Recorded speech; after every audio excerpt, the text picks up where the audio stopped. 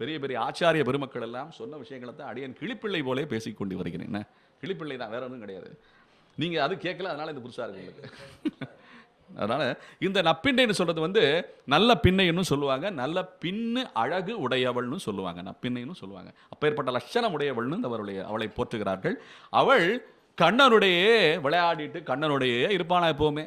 என்ன அந்த இன்னைக்கு காலத்துல இந்த கேர்ள் ஃப்ரெண்டு சொல்றாங்க, அந்த காலத்திலேயே கண்ணனுக்கு கேர்ள் ஃப்ரெண்டு இருக்காங்க. என்ன அதனால முறப்பொண்ணு ரொம்ப முறப்பொண்ணு, ரொம்ப ரொம்ப ரொம்ப அந்யோன்யமான அது சின்ன வயசுல சொல்லிக்கிட்டு இருக்கேன். இது கண்ணனுடைய வயது பார்த்தோம்னா 7 வயது தான் ஆயிருக்கு இன்னைக்கு கண்ணனுக்கு. என்ன பெரிய பெரிய வயசுலாம் கிடையாது, இன்னும் முதிர்ச்சி அடையாத அந்த வயது அது.